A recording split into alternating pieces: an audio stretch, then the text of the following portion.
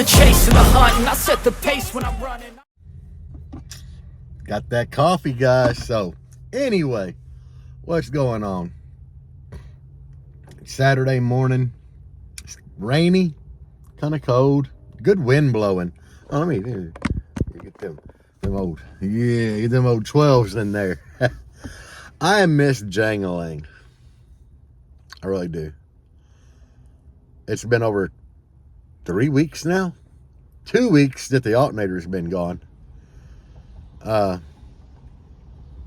Mike Singer did get a hold of me and told me that he'll let me know when he tests it, but that was Monday. I'm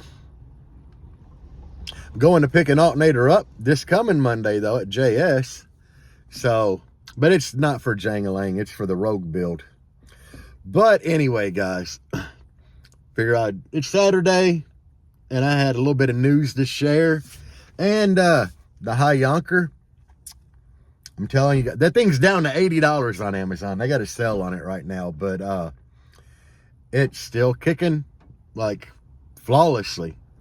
I mean, I know it's only been a week, but hell, you never know. $80 amp might not last. So anyway, I just wanted to do a quick, little video here because like I said, I had some news. Hit the vape. Actually, I had to turn the heat on in the Jeep. Not really turn the heat. I had to turn my heat selector over to the red zone. But y'all probably wondering what this news is. So, have subs ordered for Jangalang.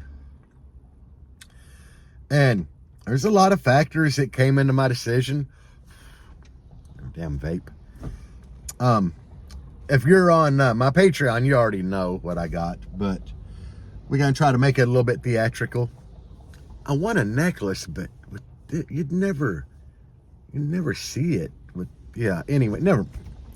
I did want subs with higher X Max, which, I mean, I'm stupid windy with them Team G2s.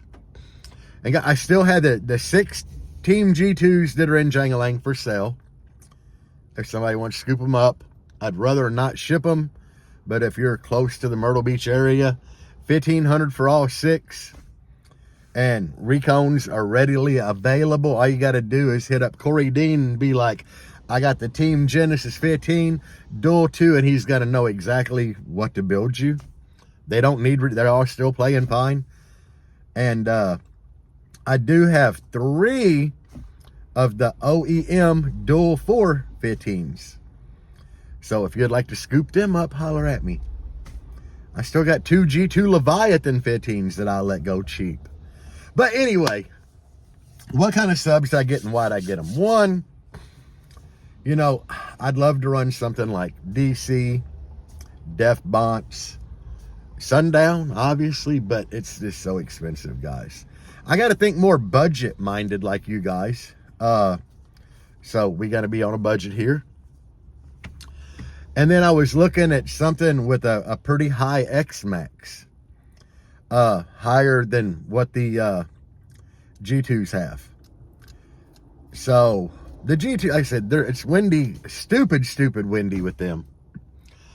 But I'm trying to demo and keep up demo-wise with cars that have like 818s in them and that they bolt the passenger doors shut and they got the Lexan. It's hard to compete with that in a demo build that doesn't have the cone area, and I drive it to shows.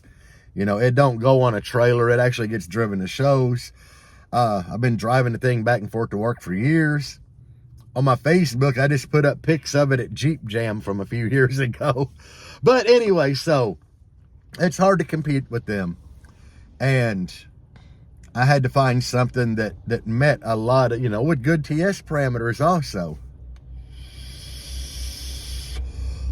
But X-Max. So what I go with, I went with what Dustin has in his car. The DS18 EXL XXs. Why? Price point on them is great. That's a sub that most people, if they save up, they can afford if they're on a budget. Maybe not a super tight budget, but compared to $1,000 Sundown sub, definitely, you know. And another thing, you know me, I like to run shit that ain't mainstream. Because you get a lot of these people, it's like, oh, well, you're never going to have a loud demo build if you don't run Sundown, or you don't run Death Monster, or you don't run DC. Like to go, you know, with more of a budget stuff and still demo nasty. But they have like 42 millimeters of X-Max one way. That is a shit ton of X-Max. So that should definitely increase my wind output. Like by a lot. So, I mean, I don't know. I got to put them in and test. You know what I'm saying? But anyway, DS18 amps, DS18 subwoofers. And DS18's always been good to me, you know? I mean, I've been team DS18 for like 3 years now, and they've always been like really, really good. They're the first company that ever reached out and actually gave me a chance. You know, they're like, hey, we like what you're doing on social media. How about being team DS18? So, granted, the subs are $500 a piece. I didn't have to pay $500 a piece, but team DS18's a pretty solid, you know, team to get with. That's kind of why I chose their subwoofers. When I first looked at them, because honestly, you know, we had the Hooligans and the Weiss Blazer, and I was still kind of a noob back then. We put them in and just beat the shit out of them. The Blazer doesn't get driven a whole lot, so the problem we had is when we would turn it up, they would get stinky really quick, and we never did a proper break-in on them. You know, them things should have been played for hours to get a good break-in on them, and that's, I mean, they were beastly subs, but that was a constant issue that we were having. And come to find out, like, yeah, all subs that do that until you do a proper break-in, you know, after they get broke in where they can move more freely to cool. So now, you know, it's just a habit of me. I'll do a proper break-in on everything, and like in Jangling, I'll play the shit out of it.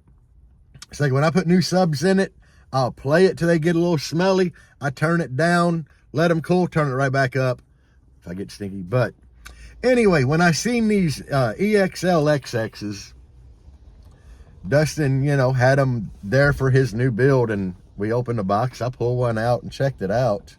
I'm like, that's a good looking sub. Then got the old paperwork out and started looking over the TS parameters, and I'm like, damn, them aren't bad. And then I saw the X-Max, and I'm like, holy shit, this thing's going to be windy as shit. Now, there is a trade-off, guys.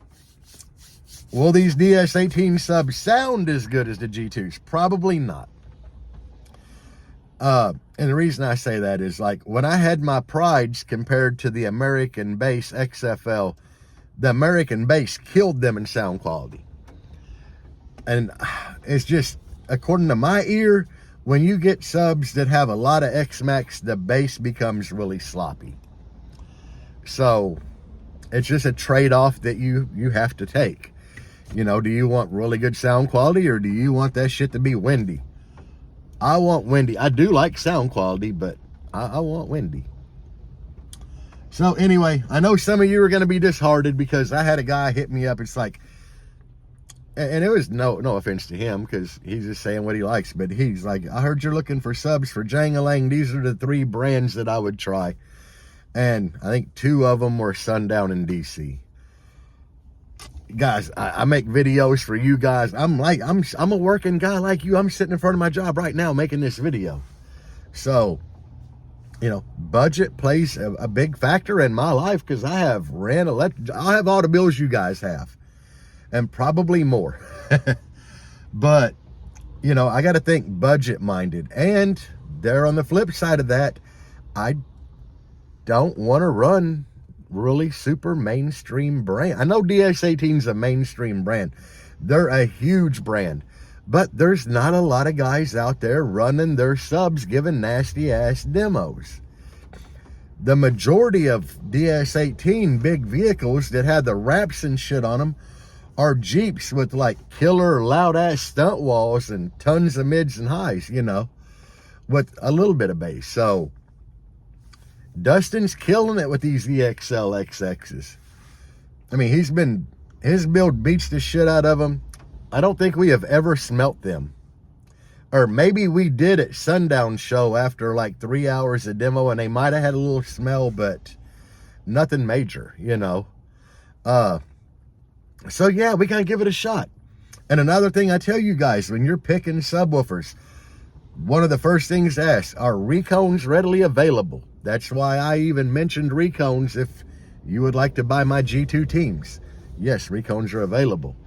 And with the DS18s that I chose, yes, recones are available. You know, that's one of my main things I look at buying a sub. I don't want to buy a sub that's like big beast, nice ass subwoofer, and then a year from now you blow it and it's like, can I get a recone? That's the problem I had with the Prides, guys. I loved my Pride subs. They were awesome until it came time to recone one. Then it's like they were worthless.